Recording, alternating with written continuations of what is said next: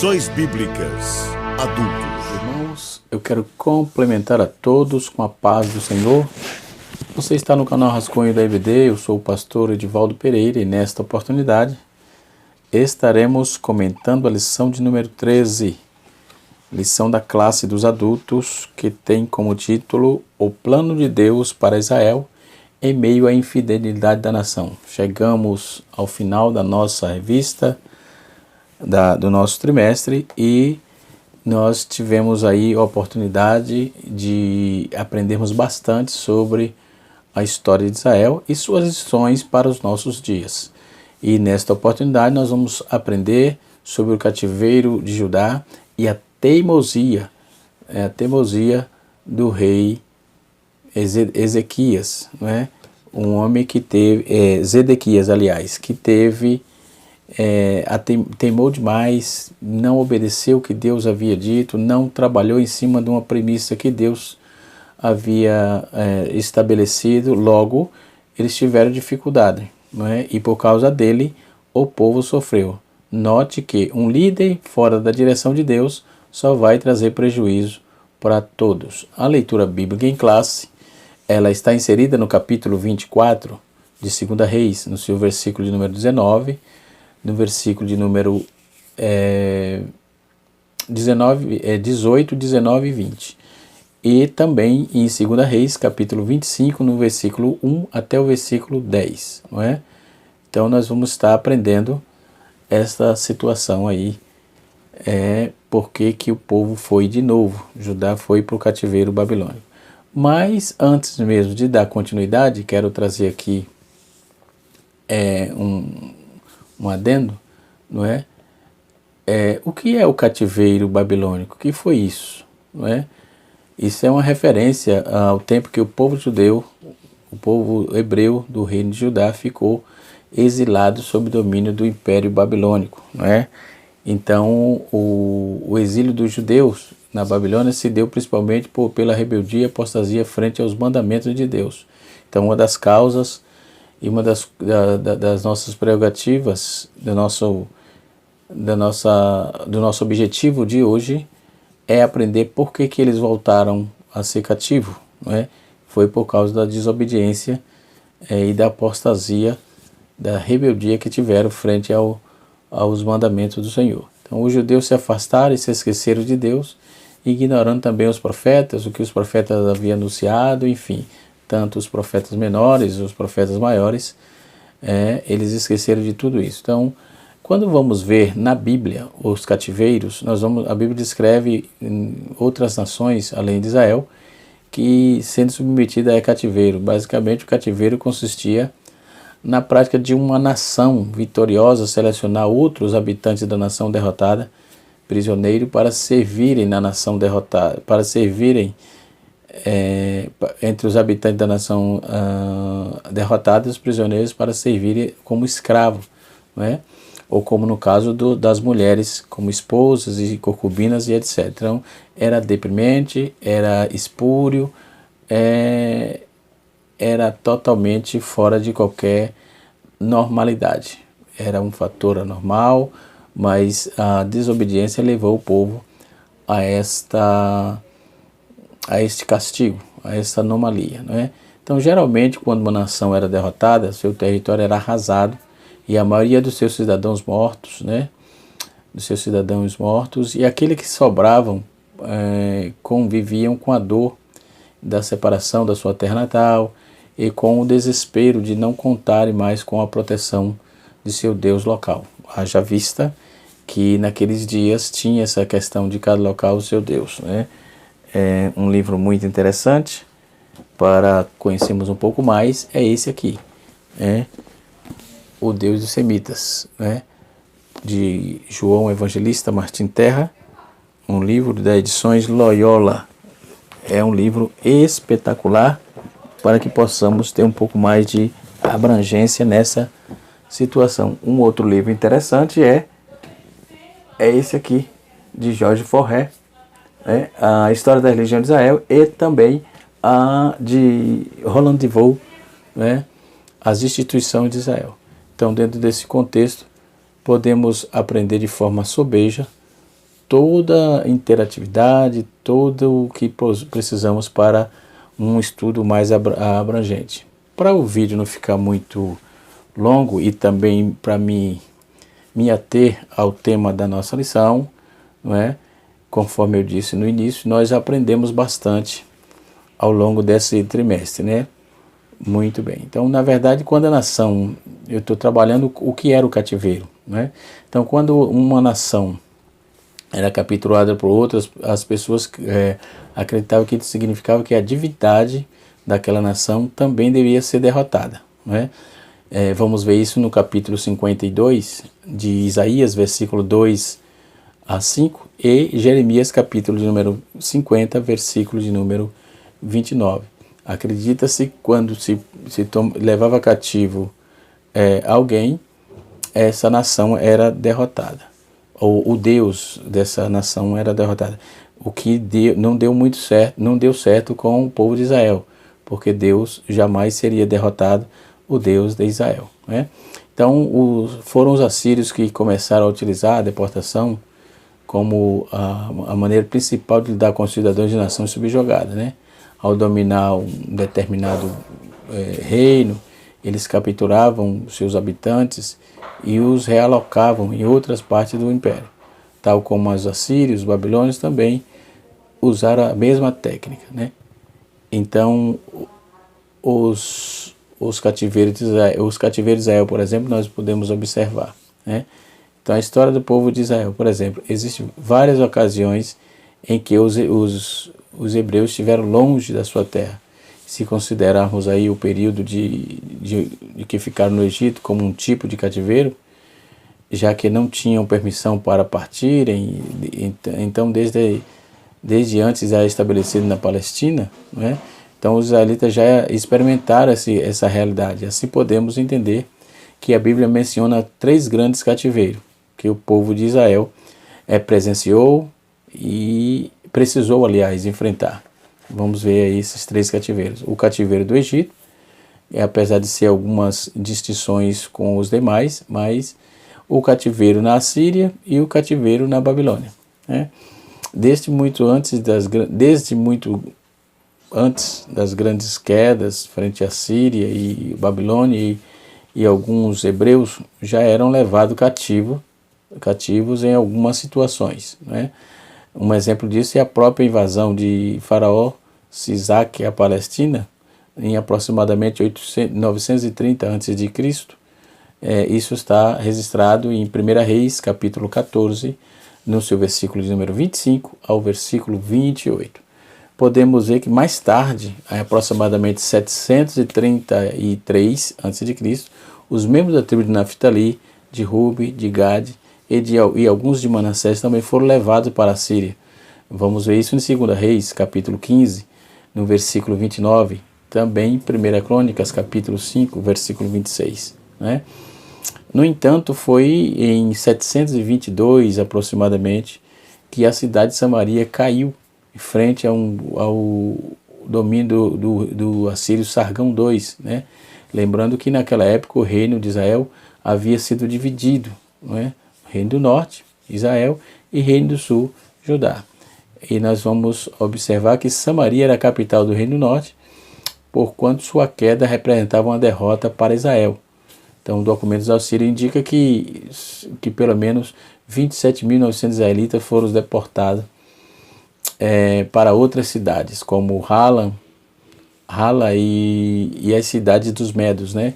Vamos ver isso em Obadias, capítulo 1, verso 20, aliás, Obadias só tem um capítulo, né? Então, versículo 20. E 2 Reis 17, verso 6, ainda 2 Reis, capítulo 18, versículo de número 11. Podemos aqui observar, e vale a pena ressaltar, que o cativeiro imposto ao povo de Israel era consequência da idolatria que praticava ao adorar deuses pagãos, né? Esse comportamento atraiu o castigo do Senhor para eles. Deus não tinha o que fazer. No cativeiro babilônico, por exemplo, o cativeiro na Babilônia, há cerca de 135 anos da queda de Samaria e do exílio imposto aos habitantes lá do Reino do Norte, em aproximadamente 586 a.C., claro, foi a vez do reino do sul ser derrotado. Jerusalém cai sobre o domínio de Nabucodonosor II, na Babilônia, no capítulo 25, versículo de 1 a 7, conforme está relacionado aqui no texto. Vamos ver o que diz o texto bíblico. E aconteceu que aos 9 anos de seu reinado, no mês 10º, aos 10 do mês, que Nabucodonosor, rei de Babilônia, veio com seu exército contra Jerusalém e cercou-a, e levantaram-se contra ela rampas de cerco ao redor. No versículo 2, diz assim: e esteve a cidade cercada até a 11º ano do rei Zedequias, e ao 9 do mês prevaleceu a fome na cidade, que não houve pão para o povo na terra. O versículo 4 diz: aberta já a cidade, fugiram de noite todos os homens de guerra pelo caminho da porta que estava entre os dois muros, junto ao jardim do rei, estando os caldeus ao redor da cidade, e o rei se foi a caminho da campina. Versículo número 5 diz assim: e o exército dos caldeus seguiu o rei e tomou-o nas planícies de Jericó, e todo o seu exército se dispersou dele. Versículo 7 diz: tomando, pois, o rei, trouxeram o rei da Babilônia a Ribla, e proferiram contra ele sentença. Versículo de número 7, fechando aqui o versículo que eu citei, capítulo 25, versículo de 1 a 7, está escrito: e degolaram os filhos de Zedequias na sua presença. Degolaram os filhos de Zedequias na sua presença, e a Zedequias tiraram os olhos, meu Deus, e acorrentaram com correntes e levaram a Babilônia. Isso, e no mês 5º, aos 7 do mês, sendo o ano 19 de Nabucodonosor, rei da Babilônia, veio a Jerusalém Nebuzaradã, capitão da guarda dos servos da Babilônia. E o versículo de número 9 nos diz assim: e queimou a casa do Senhor e a casa do rei, todas as coisas, as casas de Jerusalém e todas as casas dos príncipes queimou a fogo. E todo o exército dos caldeus estava com o capitão da guarda e derrubou os muros de Jerusalém ao redor. Observe que eles foram cruéis, com respeito à rebeldia de Zedequias. Mas no capítulo 24, verso 20, diz assim: e aconteceu que, por causa da ira do Senhor contra Jerusalém e Judá, até que expulsou sua sentença, da sua presença, Zedequias se rebelou contra o rei da Babilônia. Os expulsou da sua presença, isto é, no curso da providência justa de Deus, sua política como um rei se mostraria ruinosa para os seus pais, Zedequias se rebelou contra o rei, instigado por embaixador dos estados vizinhos. Então ele foi usado como vassalo, ele foi instigado pelos reis vizinhos, que vieram para facilitá-lo em sua acessão ao trono, conforme Jeremias capítulo de número 17, verso 3, e Jeremias 28, versículo 1 também vai nos informar.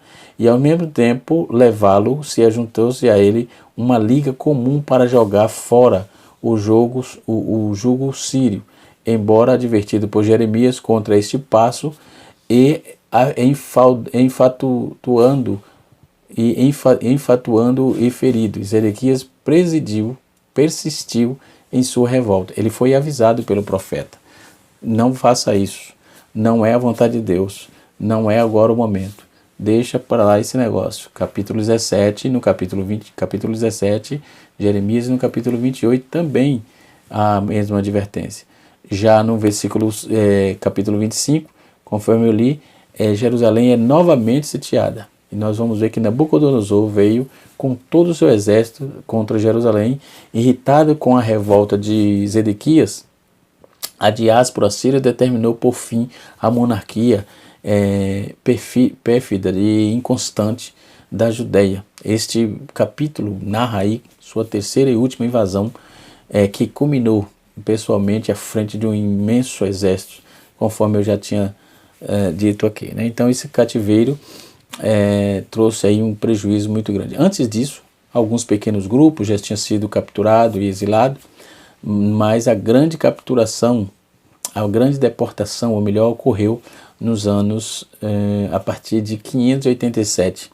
Na verdade, houve 3 invasões de forma significativa de Judá por parte dos babilônicos, né? Vamos ver a primeira divisão, a primeira invasão. A primeira invasão ocorreu em 605 a.C., quando Nabucodonosor avançou contra Joaquim. Nós vamos ver isso no livro de apoio, né? No livro de apoio. O reinado de Joaquim aconteceu a primeira leva dos prisioneiros, né? Em 605, nesta ocasião, entre os cativos, levaram o profeta Daniel. Nesta data, começaram a contagem das 70 semanas do cativeiro da profecia de Jeremias, que determina que em 586, sobre o reinado de Ciro, quando Joaquim rebelou-se contra Nabucodonosor, o rei de Babilônia, né? Então, vai aclarar bastante. O livro de apoio vai ajudar muito, não é? Mas vamos lá, a primeira invasão aconteceu aqui em 605, quando Nabucodonosor avançou contra Joaquim, né? Não é Joaquim, é Jeoaquim. Em 2 Reis, capítulo 24, verso 1 a 24, e 2 Crônicas, capítulo número 35, versículo 5 e 7. Então foi nessa invasão que o profeta Daniel e seus amigos, Ananias, Misael e Azarias, foram levados. Foi nesse período aí. Já depois vem a segunda invasão, que ocorreu em 597. Né? Isso está registrado no capítulo 24 de 2 Reis, versículo 10 a 14. E a terceira é a maior de todas, que ocorreu em 586. E é interessante saber que os últimos 5 reis de Judá, 3 deles foram levados cativos, sendo o rei Jeoacás para o Egito, Joaquim e Zedequias para a Babilônia. Então esses 3 realmente tiveram dificuldade, né? Então nesse período contemporâneo daqueles dias, também precisamos destacar aqui o profeta Jeremias e seu escriba, o Baruque, no caso, foram também levados juntamente com um grupo de judeus para longe de Judá.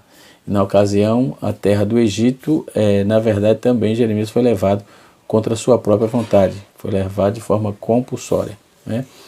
O cativeiro babilônico não foi tão fácil para os judeus. Eles foram humilhados, maltratados, insultados, e a lembrança da queda de Jerusalém e da destruição do templo esmagavam, né? No Salmo 137, nós vamos ver que, ao mesmo tempo que ele relata a tristeza dos judeus de Babilônia, também mostra quão distante estavam da presença de Deus, da presença do Senhor. A ponto de nos revelar que o grande lamento aí daquele povo era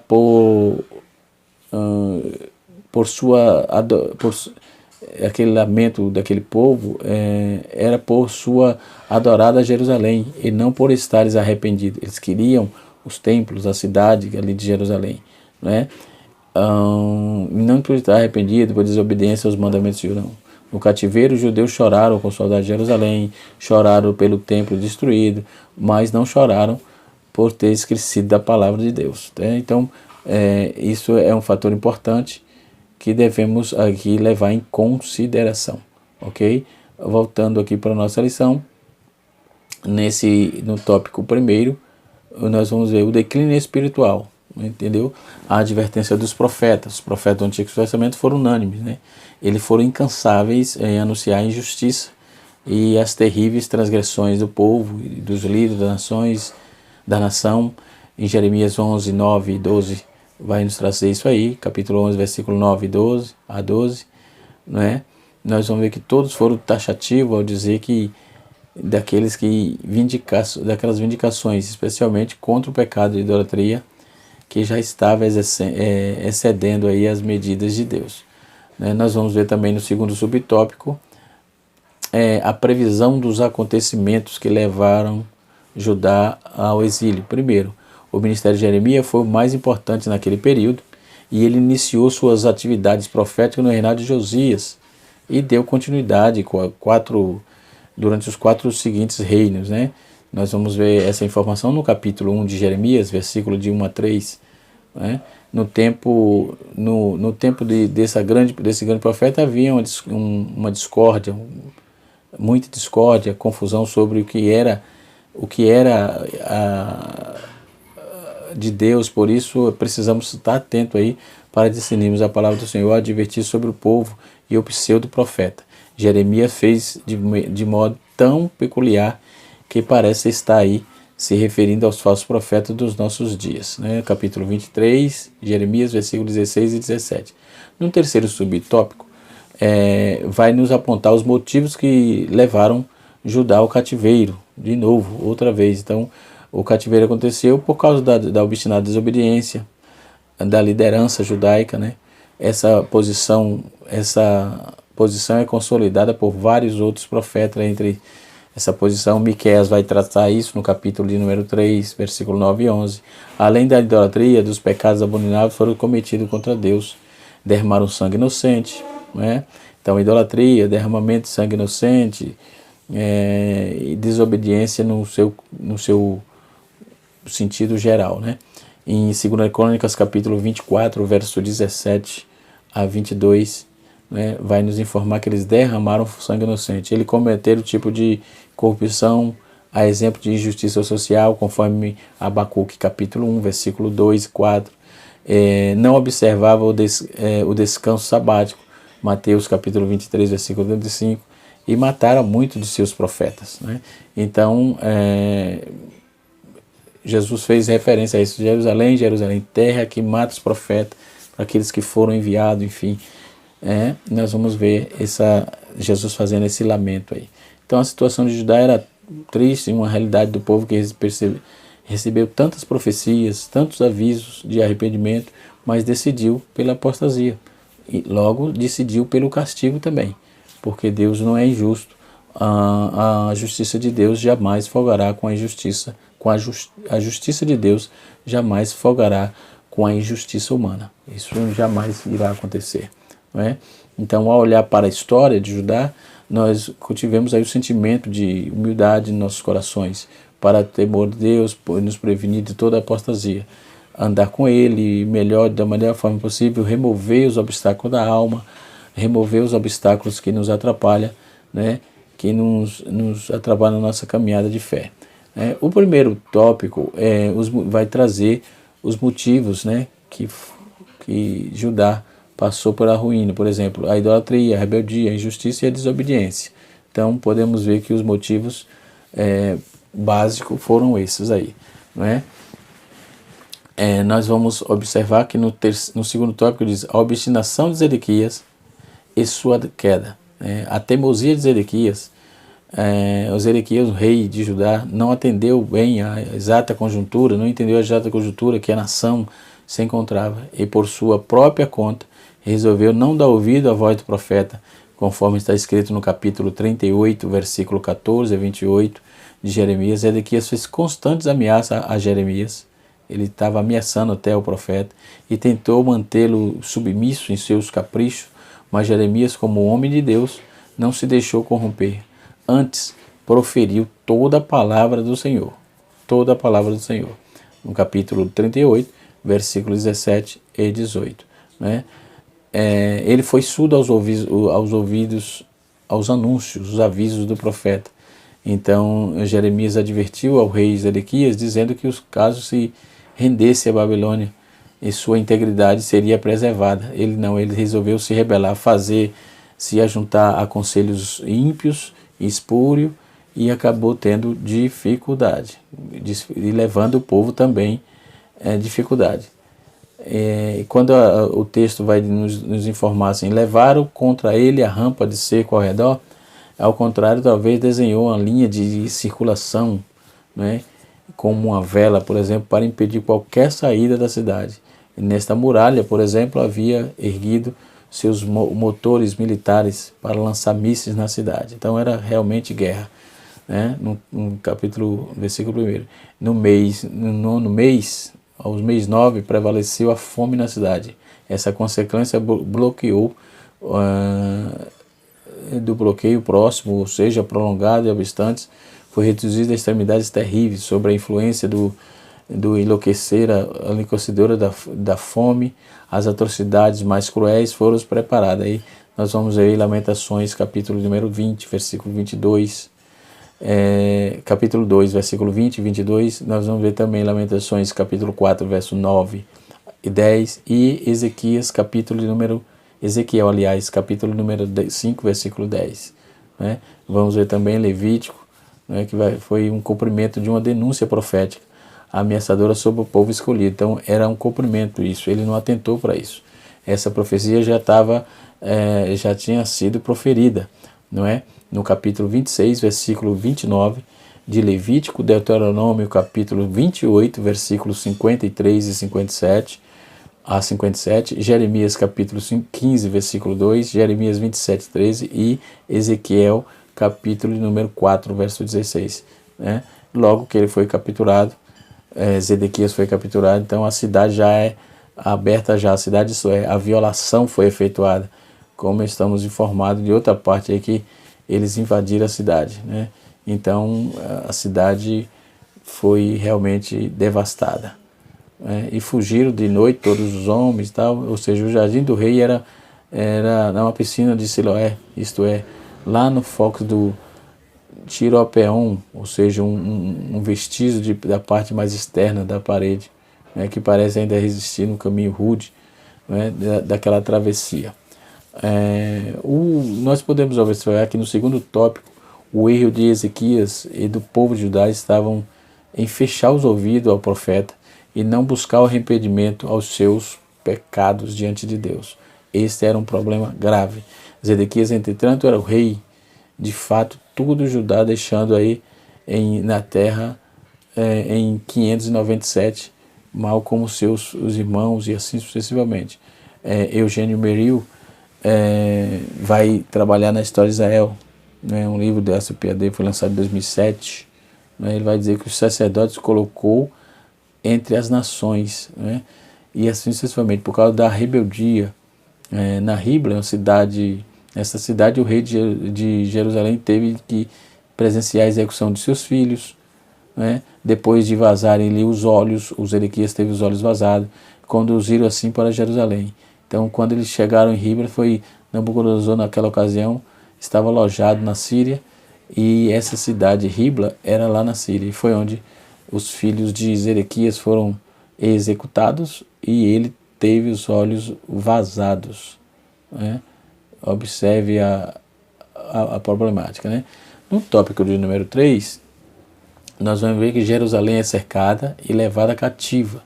Então, no subtópico 1 do tópico 3, diz assim: a destruição da cidade e do templo. Após as investidas dos assírios, dos reis, dos egípcios, de três ofensivas dos babilônicos, a forte e importante cidade de Davi se encontrava completamente arrasada durante o cerco de Jerusalém, né?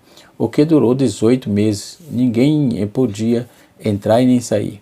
Os víveres estocados foram sendo rapidamente consumidos e os animais eram abatidos e oferecidos como alimento, né? Até que não restou nada. Então a cidade santa já estava em extrema pobreza e miséria, conforme Lamentações capítulo 4, versículo de número 1 a 6, Lamentações de Jeremias. Foi nesse momento em que o poderoso exército de Babilônia rompeu uma brecha no muro, né? Ou seja, eles invadiram a cidade, conforme eu já mostrei aqui, apresentei os textos, né? O templo sagrado erguido há 380 anos foi saqueado, né? Ali onde eles cultuavam, né? E destruído e queimado, e a glória do Senhor se foi. Observe que coisa drástica, né? Aí depois vem a matança, o cativeiro, a peste, a pobreza. Então lá no livro de Lamentações, no capítulo 4, versos 3 a 10, o profeta vai descrever com riqueza de detalhes as deploráveis cenas que assistiu. O profeta Jeremias diz que assistiu isso, porque ele também foi levado compulsoriamente. Então a fome chegou a tal ponto que as mães cozinhavam e serviam seus próprios filhos como comida. É drástico o negócio. Então o problema social ali, sociológico era grande, o problema religioso grande, estava em estado realmente deplorável. Até os sacerdotes perderam as esperanças e as virgens ficaram assentadas sem forças à beira do caminho. As crianças morriam de sede, de fome e ninguém poderia associá-las, né? Observe quão grave foi esse problema aqui. A esperança profetizada, por exemplo, no subtópico 3, do tópico 3, vai assim: a mensagem de Jeremias deixou todos desesperados. Em Lamentações, o profeta desvela aí toda a sua tristeza, mas mesmo assim não deixou de se lembrar e registrar quanto Deus é misericordioso. Então, o tamanho da sua fidelidade, né? Ele apresenta isso no capítulo 3, versículo número 22 e 23. Portanto, como Jeremias mudou a sua desolação, né, para um estado de esperança, também nós, os cristãos, devemos atentar que Deus ainda continua sendo Deus, que Ele ainda continua mandando na igreja. Ele é Deus de esperança, que renova a esperança, que cumpre as suas promessas, ok? E assim sucessivamente. Podemos observar que em todo o contexto, né, na experiência do reino de Judá, é uma triste lição para todos os cristãos, né? Quanto aos falsos deuses que ocupam o coração das pessoas, ele se torna cativa, suas escolhas erradas. A boa notícia é que, pela misericórdia do Senhor, Judá retornou à terra prometida. Deus ainda usa de misericórdia para com seu povo, e ele põe fim naquela degradação, né, O povo precisa se voltar para Deus. Nos dias atuais não é diferente, né? Não é diferente, conforme já vimos aqui. Então também trouxemos aqui o motivo do cativeiro, não é? O motivo do cativeiro. E também vimos aí a destruição da cidade e do templo. E também as misericórdias do Senhor são a causa de não sermos consumidos, porque sua misericórdia não tem fim. Novas são cada manhã, né? Grande a sua fidelidade. Bom é o Senhor para os que se atém a Ele, para a alma que busca. Bom é ter esperança e aguardar em silêncio a salvação do Senhor. Capítulo 3 de Lamentações de Jeremias, versículo número 22 a 23, 25 a 26. Não é? Então, que Deus em Cristo nos abençoe, que o Espírito de Deus continue fazendo morada nos nossos corações. Na próxima aula estaremos estudando, né, no próximo trimestre, estaremos estudando sobre a vida de Paulo. Nós estaremos o apóstolo Paulo, lições de vidas e ministério do apóstolo Paulo, apóstolo dos gentios, né? E na classe dos jovens estaremos estudando escatologia, um tema escatológico, né? Jesus voltará. Sei que vai ser uma lição de muito esclarecedoras, onde também vai nos trazer aí